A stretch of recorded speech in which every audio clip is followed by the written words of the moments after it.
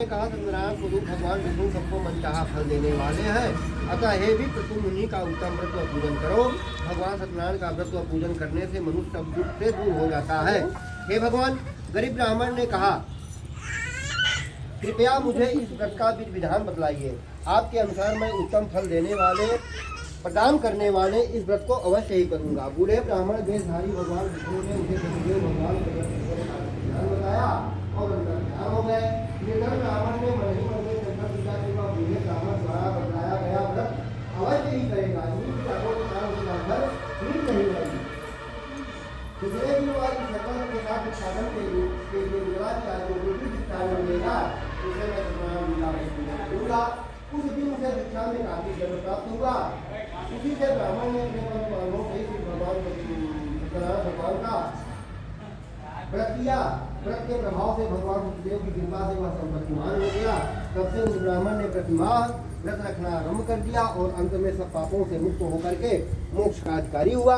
तब इस गणों ने कहा कि हे सुत जी, अब यह बतलाइए कि आगे चलकर के ब्राह्मण के बाद किस किसने इस व्रत को किया, यह जानने की हमारी प्रबल इच्छा है। सुत जी बोले कि यह ब्राह्मण से सुनकर के आगे यह व्रत किन किन लोगों ने किया, यह भी ध्यान पूर्वक से सुनिए। वह ब्राह्मण धन धान से भरपूर होकर के एक बार व्रत कर रहा था कि वहाँ एक लकड़हारा आया। लकड़ी का बोझ रख करके वह प्यास बुझाने के उद्देश्य से ब्राह्मण के घर में गया। वहाँ उसने ब्राह्मण को देखा जो अपने बंधु बांधवों सहित भगवान श्री सत्यनारायण जी का व्रत व पूजन कर रहा था।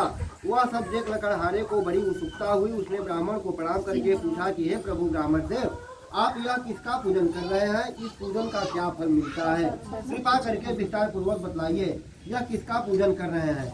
इस पूजन का क्या फल मिलता है? ब्राह्मण बोला, हे भाई लकड़हारे, यह हम भगवान सत्यनारायण का व्रत पूजन कर रहे हैं। सत्यदेव भगवान का यह व्रत सभी मनोरथों को सिद्ध करने वाला और सुख फलदायी है। उन्हीं की कृपा से मेरे सब घर में यह धन धान सुख वैभव है। मैंने एक बार दिया था।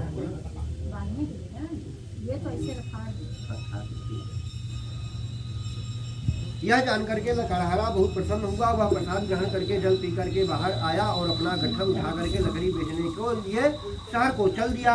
रास्ते में चलते चलते उसने सोचा कि आज यह लकड़ियां बेच करके जो भी धन प्राप्त होगा उससे मैं भी सत्यनारायण का भगवान का व्रत पूजन करूंगा। यह संकल्प करके उस बस्ती की ओर चल दिया जहाँ नगर के अमीर लोग रहते थे। भगवान सत्यनारायण की ऐसी कृपा हुई कि उस दिन उसे लकड़ियों के दूने दाम प्राप्त हुए। लकड़हारे ने प्रसन्न होकर के पके केले, शक्कर, घी, दूध, गेहूं का आटा सवाया बना करके खरीद लिया और अपने घर की ओर चल पड़ा। लकड़हारे ने अपने भाई बांधवों सहित विधिपूर्वक भगवान का व्रत पूजन किया। व्रत के